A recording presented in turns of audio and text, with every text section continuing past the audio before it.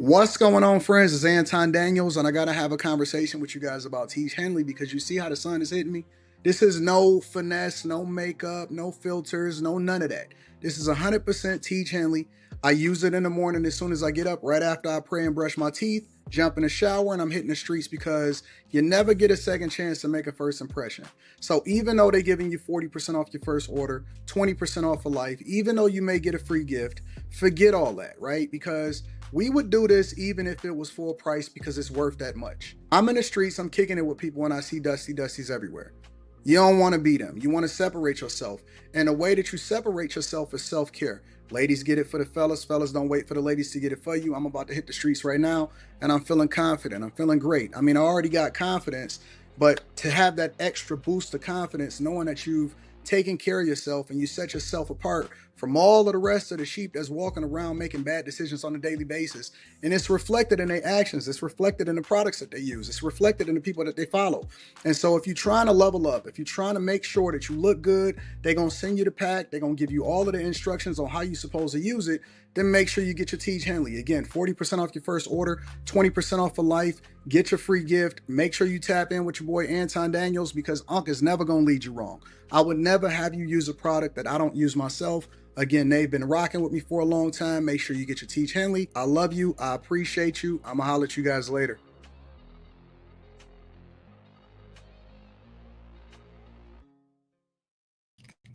What's going on is Anton from antondaniels.com. I appreciate you guys for continuing to rock with me. Thank you for tuning in. I haven't been live on this channel as a solo. I plan on going live a lot more on this channel in March, but we'll get to that in a minute.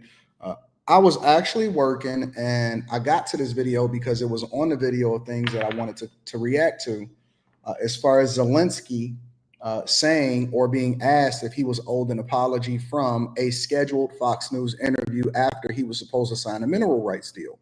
Well, instead of doing it as an individual video, I figured that I want to interact with the audience a little bit. So this is absolutely impromptu. I just decided 10 minutes ago that I wanted to go live. We put together the cover photo and then we're going to go ahead and play the video because if it was a shorter interview or video, anything less than 8 to 10 minutes, then I would have just did a video for it.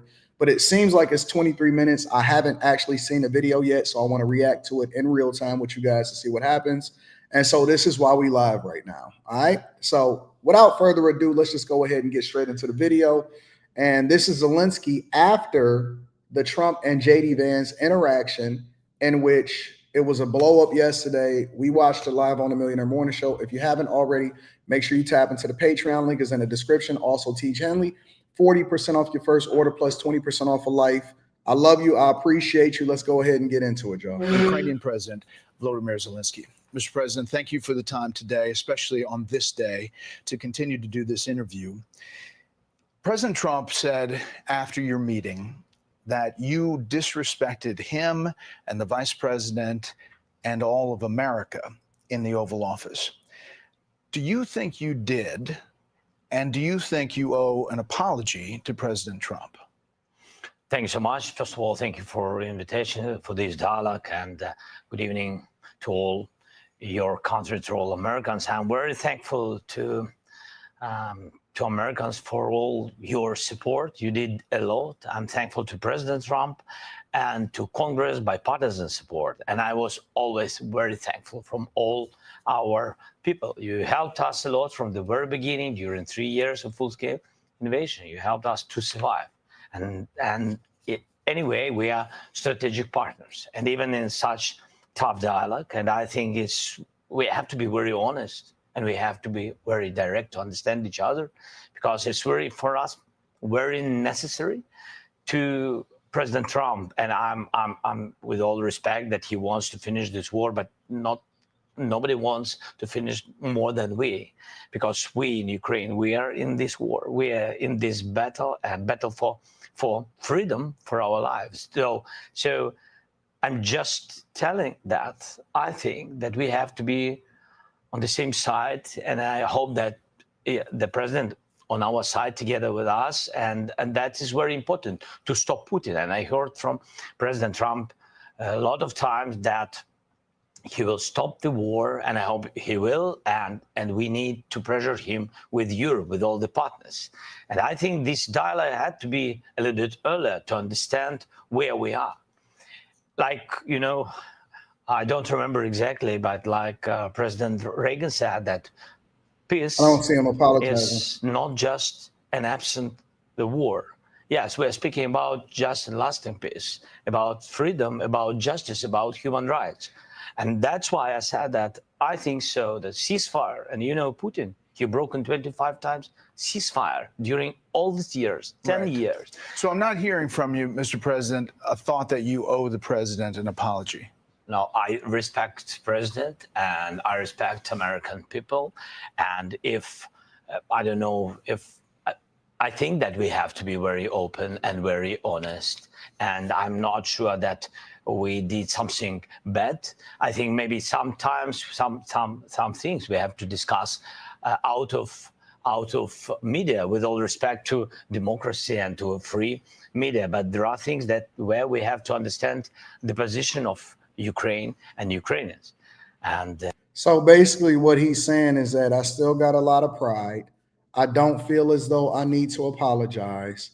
And Americans, listen, we appreciate y'all sending us over $350 billion, but that does not buy respect. That does not buy an apology. For whatever reason, he's still operating. And this is my initial impression, and I'm going to play the whole interview, and this is one of the reasons that we went live. What I'm hearing from him is, I am not going to apologize for disrespecting the Oval Office when you guys have saved us. If it wasn't for you guys, you would be under a bunch of rubble. And this is one of the reasons why Trump actually dismissed him and sent him out of the White House and gave the lunch that they were supposed to have over to the staffers. Pride. It's all pride. It's all pride. You can't come into somebody else's house and dictate the rules when you need them for covering, you need them for shelter. They've been paying your bills, and they're the only reason that you're alive today at all. And this is one of the reasons why he is a dictator. You're a dictator, but you're not a powerful dictator. You're a dictator because when people try to help you, and this is one of the reasons why I can't understand you raging liberals, right? Because they will take money out of our pockets, the taxpayers, Biden, Kamala Harris, over the last 3 years, because this war literally has been going on for 3 years. They just had the 3-year anniversary recently. You guys will sit here and be treasonous. You will stand with Ukraine. You will stand with Canada. You will stand with Mexico. You will stand with anybody except Americans, because you want to see this country burn and you want to see it fall. We have traitors from within. When I see MSNBC, when I see CNN, when I see a lot of these people that are on TikTok, Instagram, YouTube, X, and they're raging liberals, and they're so against Trump that you be willing to overpay on taxes in order to support and justify more people. Think about this. Every time that you justify and you align with this dumb agenda, more people die. Trump said over 2,000 people last week alone died from the war. And maybe we become too desensitized. Maybe we're just used to people suffering so much, and it's just normalized, and we're so far removed from it because it's not on our soil that we don't see the benefits of actually finding a ceasefire, which a ceasefire is supposed to be the precursor to a deal. And it stops people from dying, it stops people from killing, and more importantly, it stops us from having to use our resources and money, because $350 billion was just the cash. That doesn't also include military resources, all of the weapons and all of the stuff that we've given. But instead of this dude moving humbly so that he can get a deal to save his people and save his country, in which millions of people has already died, he's sitting here posturing. And let me also address another point before we start back the live stream. All right. Let me also address another point.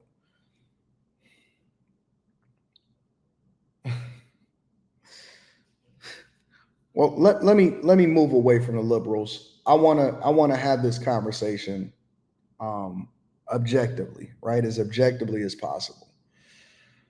I love the transparency.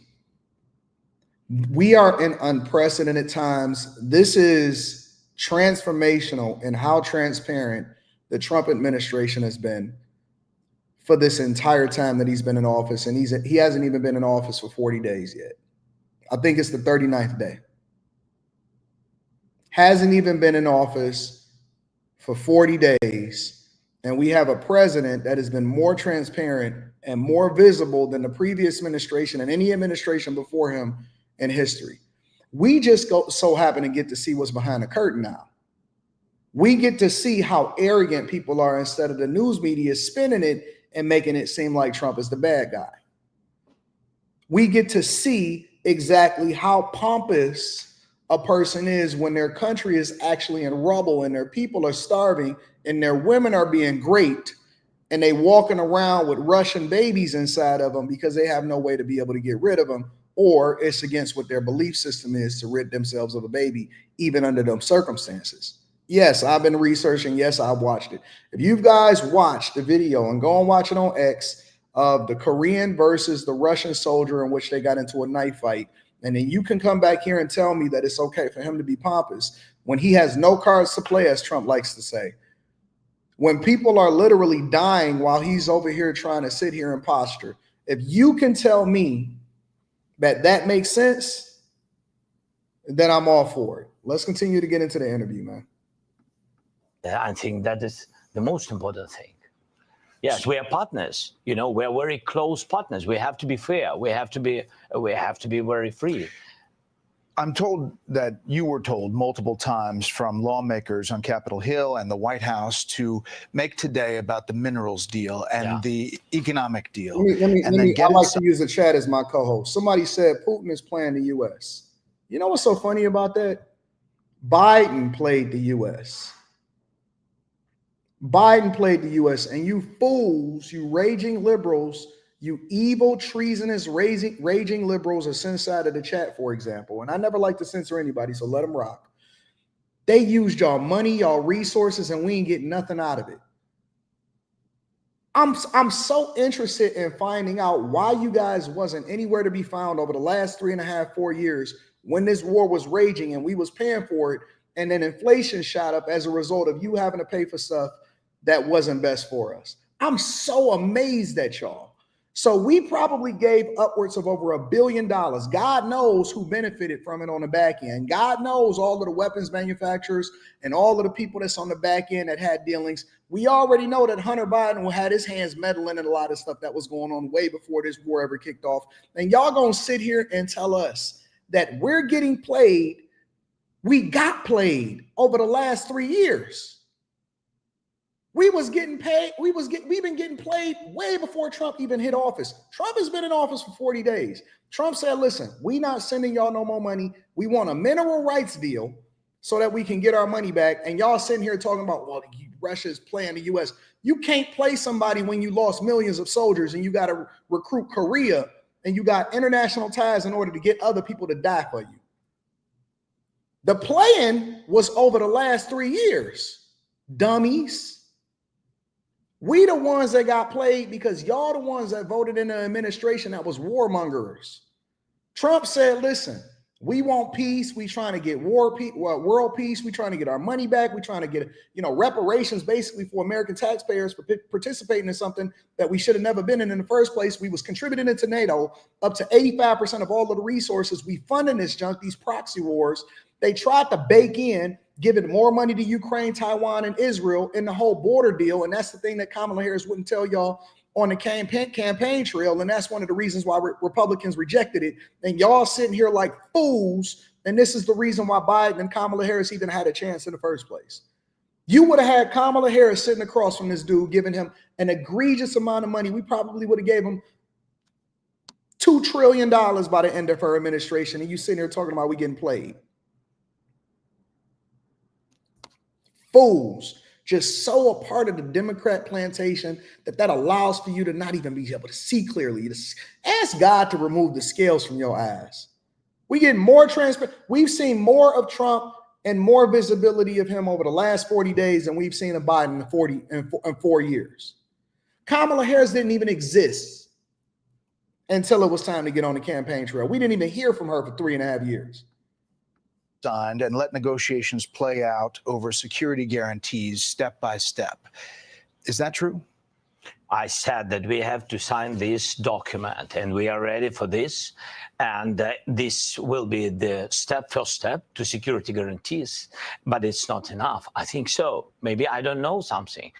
I don't know some details. That's why I wanted to share it with the president, my thoughts, and to hear him. Again, because he has a plan how to stop Putin. And maybe, as I said, maybe it's out of big conversations, but we have to share it. You know, this is so sensitive, you know, just a ceasefire without security guarantees. This is so sensitive for our people. I'm speaking like a president of a people who are in this struggle 3 years, and they just want to hear that America on our side and that America will stay with us, not with Russia, with us.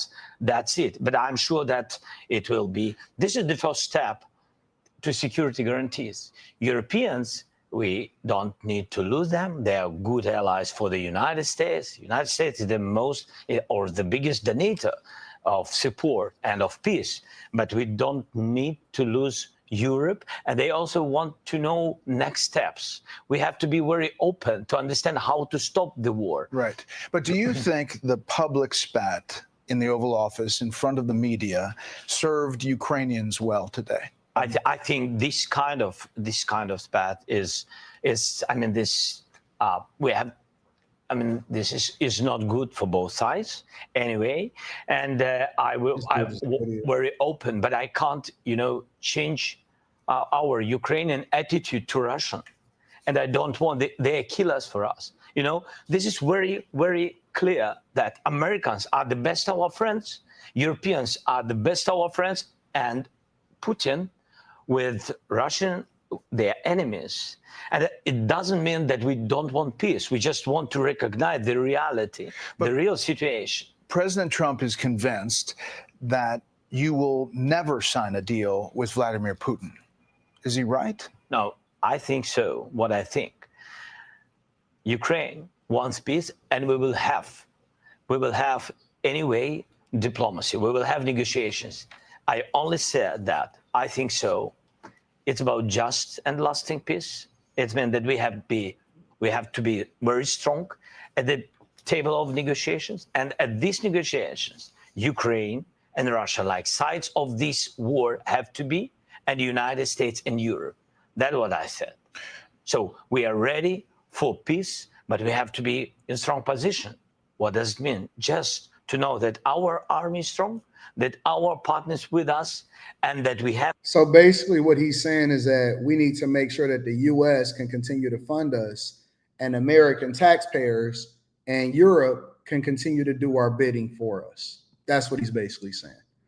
He's saying that, listen, the only way that I'm going to sign a ceasefire and to agree to peace with Russia is because he's not saying Ukrainians are strong. In respect to Ukrainians, in respect to everybody that's a part of this war that actually died on behalf of this guy that's sitting here posturing, in respect to all of the people that could possibly die, more deaths that is being sacrificed in the time that he's denying and decided that he wanted to disrespect the president of the United States of America and the vice president of the United States of America.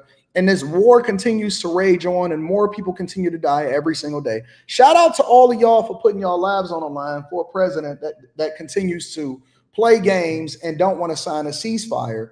And he's basically a warmonger himself, in my opinion. In my opinion, he's basically throwing y'all under the bus because they don't have the ability to protect themselves. So what he's trying to talk about is us basically continuing to fund the foolishness that's happening across over in Ukraine versus Russia. That ain't our business. Honestly, I'm the type of person that'd be like, that's not really our business. It's funny because I see people, for example, that say stuff like, well, we should get involved and all of this or whatever. We're not even affected by what goes on over there. I'm also questioning, and I've been questioning, and this is the real thing that we should be paying attention to. Why are we so invested in making sure that we protect Ukraine, especially considering the attitude that they had towards our president? What do we benefit? What do we get out of it? Aside from enriching people that's a part of the military-industrial complex, and all of the friends that contributed over into the liberal side that probably wanted to assassinate Trump because they don't want the spigot to be cut off as far as funding continuing to make them rich. What do we get out of it? What do we get out? What do we get out of protecting Ukraine from Russia? With y'all bad attitudes. You know what I don't see? I don't see anybody advocating for what goes over there in South Sudan. I don't see anybody talking about the genocide that's happening over in the Congo. I don't see anybody saying, hey, we need to protect them from the dictators and the people that's over there mauling the people and cutting off their arms over there in the Congo. But y'all all for Ukraine. Oh my God, let's continue to give them billions, if not trillions of dollars. Listen, y'all not for world peace. Y'all for making sure that y'all go against Trump. When Trump say, hey, listen, we just need to stop the killing worldwide because it's costing us too much money and we can't pour out of an empty cup and we need to focus on what's happening with American citizens, why shouldn't Ukraine just purely be Europe's problem? Why isn't Ukraine purely Europe's problem? Because if y'all want to sit here and talk about who did what, we can just go across the board, across the entire globe, and look at all of the genocide and the hate and the problems that's happening over in Haiti, the Congo, South Sudan. You can go in all of these countries and see what's happening if you really want to. And if we really want to have a conversation about if the United States of America is the world's peacekeeper, then we have to have it as a whole. But sitting here and posturing and acting like we should give a flying F and not looking at this as a potential situation, and I'm not accusing anybody of anything, but not sitting here and accusing this and having this conversation in truth and saying, hey, well, what do we really got to gain from it? Because if it's a partnership, if it's a strategic alliance, then that means that we have to benefit. And excuse me from being a C student, but if somebody can answer me as to why we are benefiting from giving them billions and billions, if not trillions of dollars, then somebody help me to understand. Because Europe, we got a whole ocean in between us.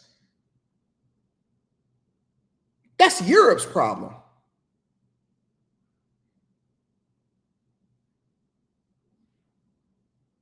Somebody said minerals and rare earth. Yeah, minerals and rare earth now because we want our money back. And even if you're getting minerals and rare earth, that's not even something that we'll truly benefit from until maybe even years, if not decades from now. Decades from now. The amount of effort it takes to actually mine minerals and rare earth from over in Ukraine and get over here in the United States of America, that's the long play. That's not the short-term play. Why is that our problem? What is this strategic alliance? What has NATO ever done for us? Because we don't need protection. Everybody else do.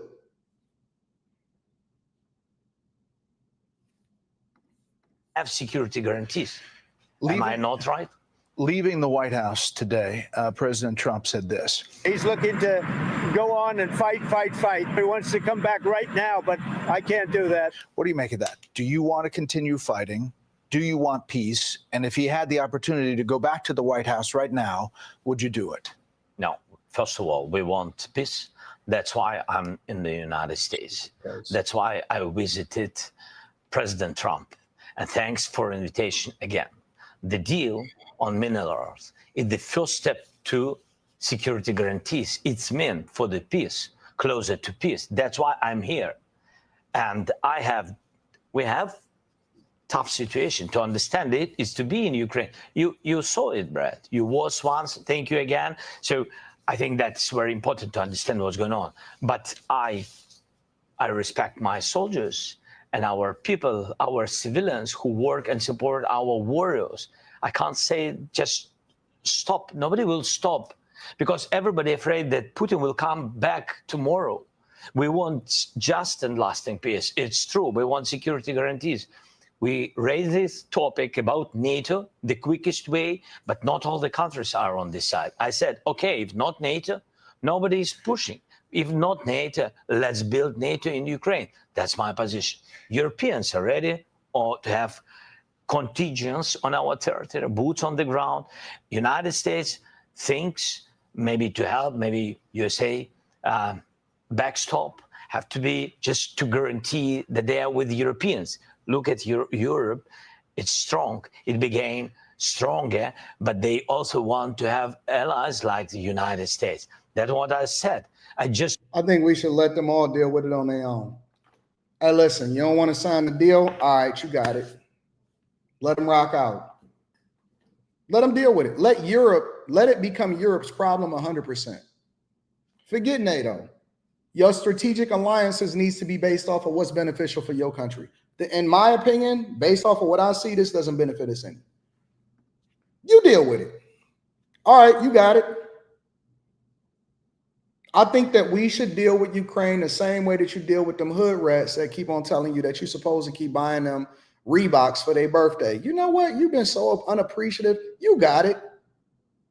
To the streets you goeth. Let the streets haveth you. We should deal with them the same way that you deal with an unappreciative woman. You know what? You ain't really been pulling your weight around here. The dishes is dirty. The floor is stained. I mean, I'm up, but look how much money y'all done invested in you when you still ain't become the woman that you're supposed to be. To the streeteth you go with. That's what I believe that. And let somebody else deal with it. Let somebody else deal with it. I'm not going to be hurt. You good. You got it. I'm not going to keep arguing with you. You keep threatening to leave. You don't want to do your, okay, you got it. Go ahead. You got it. You got it.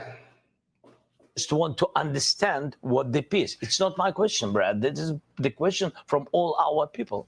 You mentioned when I traveled to the front lines with you last year to see the situation, to mark the anniversary of the war, and this is what you told me back then. Will Ukrainians survive without Congress support? Of course, but not all of us. It will be tragedy for all of us, not only for Ukraine, not only for Ukrainians, for all Europe. Yeah. So the question today is, can Ukraine win this war or hold off Russia without continued U.S. support? Nope. It will be difficult for us. That's why I'm here. That's why we speak about the future negotiations. It will be difficult without your support, but we can't lose our values, our people. We can't lose our freedom. So a lot of people, Russians came to our territory, you know it. Russians came to our houses, and everybody saw it, video, images, a lot of things. They killed so many people just to forget it, just to say that Putin is a great guy. No, without us. We don't want it. That's why. So basically, he's spiteful. He's angry. He's angry, and justifiably, I can understand where his anger comes from. I'm not going to not be objective. I can understand where his anger comes from. But there has to be a weighing of what could the possibilities be if you decide that you want to continue to have this war, because you're not in a position of power. Like, how much more, can you take? How much more of a beat down, or is it just to the death? Because if it's to the death, then that means that this is not a strategic partnership. We have no interest in it. Listen, we're very, very, very mindful, and we're very, very, very sympathetic towards the possibility or the problems that you guys have faced as a result of this war. But I'm America first. I'm America. What is in the best interest of America? I'm sympathetic towards you, but this sounds like a Europe problem. This sounds like a Ukrainian problem. If you don't want to get the deal done, because our goal is not to punish Russia for you. That's not what the United States job is, unfortunately, for a lot of the people that's here. I know we got a lot of different cultures that's here illegally, and we need to go ahead and get Tom Homan on it and get ICE on the job. However, we are not here to solve for the world's problems. We're here to prevent World War III and also to make sure that we get our money back. That's why we're here. That's why we're here. We got problems on our own soil. We dealing with women that's unruly. We dealing with homelessness. We dealing with inflation. We got our own veterans to solve for. We got a lot of problems on American soil. A whole lot. We got a $36 trillion debt deficit. We got people robbing the United States of America blind. I got women over there in Houston giving chlamydia and herpes at the same time. That sounds like a personal problem. And I'm sympathetic to your needs. But what I am saying is that we are not here to solve for every single world problem. Because if that be the case, then we need to be over in the Congo. We need to be over in South Sudan. And we need to be over in Haiti too. We might as well just go ahead and give away everything that we got so everybody can be poor at the same time. That's not how this works. It's why we speak about, everybody remembered how it was the first days of the war, how they came. Nobody wants in Ukraine. Yes, of course, nobody will forget it, but nobody wants to have, again, new wave of occupation. That's why when we say, no NATO, what security guarantees can we have? I'm not pushing. We are not pressuring. We're just asking. We're just sharing very clear messages to our friends, to Americans. Right. If you stay with us, thank you so much. But let's do the infrastructure of security guarantees. Let's just share with our people, that America stay with us. That's great. We count on it. But just to share it and to say it, that's all. How does the war end? How do you get to a deal? You're at a place right now where there is no deal. How do you get it back on track? I think that Europe is ready for contingents and to help us with financing of big army, such big as we have now. This is our army is the part of security guarantees. Now we want to find the place for our biggest strategic partner, for the United States, or United States will propose where Why are we the biggest the United partner? States will give us security guarantees, what kind of and what part of volume of security guarantees. And when we will be ready with this, we will come to diplomacy. Yes, with Russians, Europeans, United States, and we. Four of us, I think this is real way, because with weapon, it's too long, it's not enough. We don't have enough weapon to push them out, and we don't see now, for now, we don't see really big volume of new support from the United States, but with all respect again. So for today, we'll be ready with security guarantee. Really, when I say NATO, it's not about that this. Do you hear what he's saying? He said, today we will be ready with a security guarantee. Fam, you don't get a guarantee when you don't have any leverage. You don't get a guarantee. That's like a woman saying, I'll be loyal to you if you continue to pay for my bills. What? You should be appreciative that I paid for it in the first place. I'm keeping you off the streets. Now, if you don't want to take my word for it, then it is what it is. If you don't want to solve for your people getting killed, then it is what it is. What do you mean I'm going to sign a deal with a security guarantee? You don't get guarantees when you the one that's under duress, when you the one that's suffering, when you the one that's not in a position of power. You don't get to make demands. We are focusing on this war. It's about very understandable infrastructure of security guarantees. And you see that no NATO countries for today, no NATO countries been under attacks. Senator Lindsey Graham, Republican from South Carolina, he has been a big proponent of you and of Ukraine, said this today after the meeting. I have never been more proud of the president. I was very proud of J.D. Vance standing up for our country. We want to be helpful.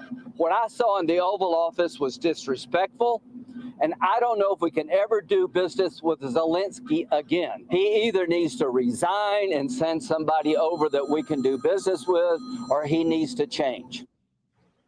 So he says you need to consider resigning. Is that on the table? I don't know if he will be happy after my words. This decision can do only people of Ukraine. You're not going to step down to do a peace deal. No, I was always ready. I'm not sure that is a good idea for this. So he wants to maintain power. He's saying that he wouldn't step down in order to be able to get a peace deal done. Zelenskyy personally sounds like somebody that is power hungry. He also seems like one of those type of people that mysteriously can't understand every single word in the English language, although he's been communicating very effectively when he basically told Trump and JD Vance to F off. He seems like a person that very much understands exactly what's going on. But when he gets a little bit flustered and he gets a question that's a little bit too difficult, all of a sudden he don't know English as well. Yeah, Russian, Ukraine people, we want to continue to stay focused, and I have to rally the troops for the war. No, you understand exactly what he said. We said, would you be willing to step down in order to get a deal done? Would you do the thing that's in the best interest of your people? Would you sacrifice yourself for your people? English, yeah. Deal done, Republican. I don't know what he said. Now you don't understand. Now your English is broken all of a sudden. Now you confused. Same thing happened to me at my building, at my building back home. I was going upstairs and I was taking care of some business, and I seen a cleaner guy, and he might have been an illegal migrant. But I asked him a question. I said, hey, I'm not going to tell you what I asked him. I said, it had nothing to do with immigration. I said, hey, when are you going to be done up here as far as taking the, no Ingles. Then I called him the other day before I went back upstairs the very next day. And before I opened up the door, because he cleans every day, I heard him talking to his friend. He said, hey, you see basketball game the other day? Oh, crazy. Cade Cunningham? I just walked up. Cade Cunningham, huh? Okay, you know who Cade is, though, right? So you watch American basketball, you know who Cade Cunningham is. You seen that he put up them stats, double-double same night. Now all of a sudden you know English. Now you confused again? I just heard you talking about Cade Cunningham with your homeboy over here. His homeboy just walked away. I know you know some good English. Acting like you don't. No English. Such proposes, but anyway, I always said if United States will support NATO, so I think that it's enough for Ukraine. So I think I did all I had to do, and if somebody is not, this happy with me, okay, but between us, yes, Americans vote for American president. Each European country vote for their president, and only Ukraine. With all respect to Lindsay, if I can say Lindsay, we know each other, yes, and only Ukrainians. Democrats have had their president. Democrats have had the opposite reaction to the Oval Office meeting. Democratic Senator Chris Murphy from Connecticut posted this: "What just happened in the Oval Office was a planned ambush designed to help a brutal Russian dictator and hurt America's security. Trump has become Putin's lapdog, and America's global power is hemorrhaging as America sides with dictators over democracy. What an embarrassment." Do you think the confrontation in the Oval... You got to give Fox News credit for acknowledging both sides and being able to really let this guy answer questions while at the same time asking the hard questions to make him actually pivot and tell his real thoughts. I think that this is great journalism. This is something you'll never see on CNN or MSNBC. Office today was pre-planned, like Senator Murphy suggests? I don't know. You don't know? You think maybe? I don't know. No. I don't. I don't know about it. I think no. I think it was just a really tough situation because we've been very open, very direct. What set you off? What made you mad?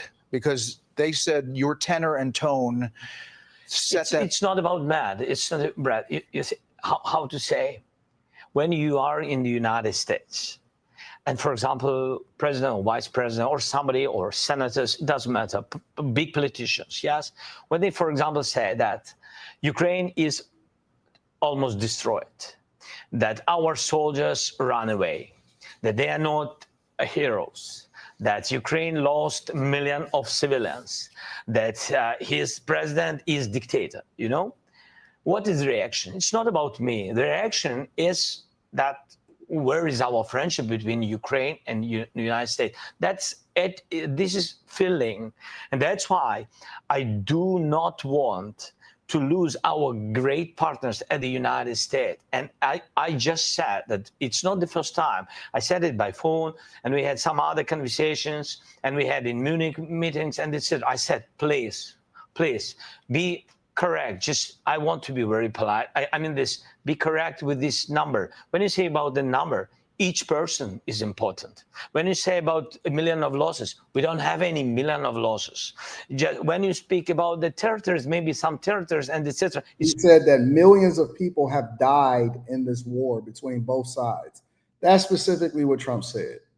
That's the truth. It's not just territory, it's houses, it's people's lives. You know, their fathers, mother, their relatives, grandfather, they died or during this war. Nobody wants to forgive Putin. It's not funny, you know, or fairy tale. This is real life. That's what I said. And when you said it, a lot of times to my big friends who've been here today in our dialogue, and then they again begin to repeat the same things, I think it's not. I mean, that's why I said it's not good way between partners, good partners and friends. That's it. And I think that if journalists asking questions to president, with all respect to vice president, I mean, he has his interview. Mr. This President, is our dialogue. Shouldn't this dynamic, if you're going to be like this, be behind closed doors? No. Not. Of course. And so do you regret that? Are you regretting that happened today? Regretting? Yes, I think it was not good. I think it was not good. I think it was beautiful. We had a lot of different. I think it was beautiful because it actually showed us the truth.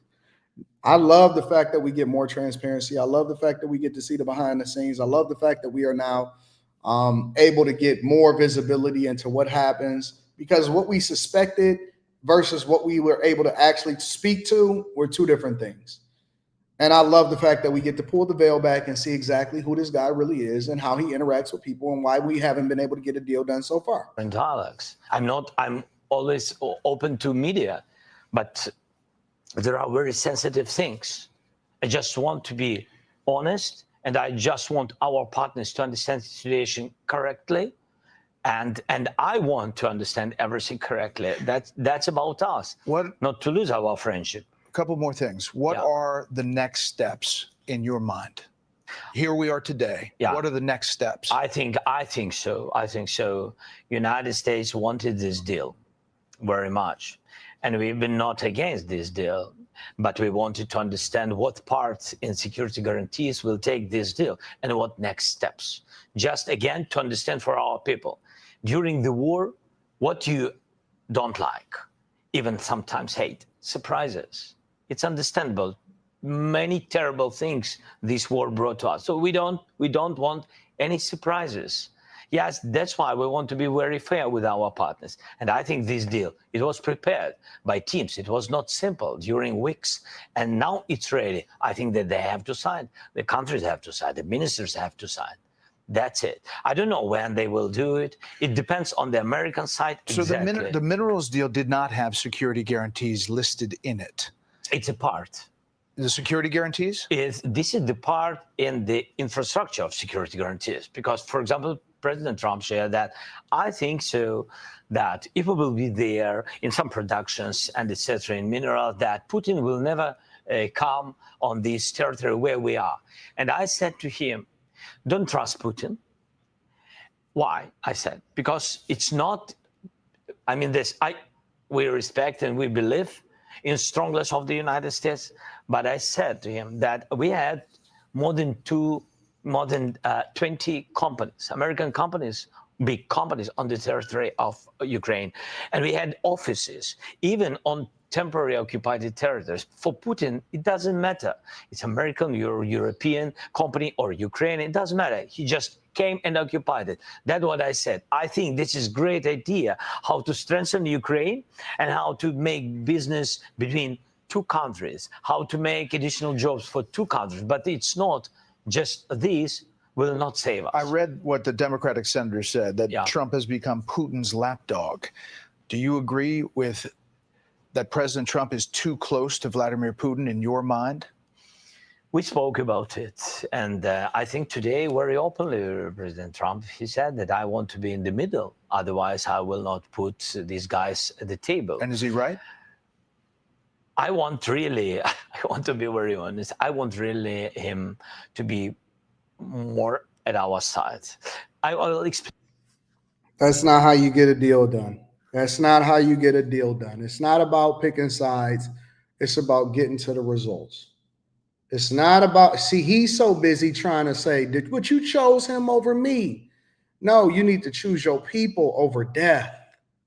It's not about choosing sides. It basically weakens our position when we sit there and we say that we are or we aren't. We don't care. We are on the side of the American people. We are on the side of peace. And we are on the side of making sure that we get our money back. That's it. That's it. We don't choose sides. We choose to make sure that the American people are the ones that take care of business. That's not how you get a deal done at all. It just is what it is. You're not going to get us to, you're not going to bully us into telling and to picking anything. We're going to pick what's best for the American people. He needs to choose sides. Choose us over there. Explain why. Because it's not just that the war began somewhere between our countries. The war began when Russia brought this war to our country, and they're not right. And they are not right. They didn't respect our territorial integrity. They brought the war on our territory to our families. Sorry for repeating, to our houses. And they're not right. And of course, all the Ukrainians want to hear strong position of the United States on our side. From one side, it's understandable. From another side, he wants to find some way of dialogue with Putin. But he always said, as I remember, he always said that peace through strength.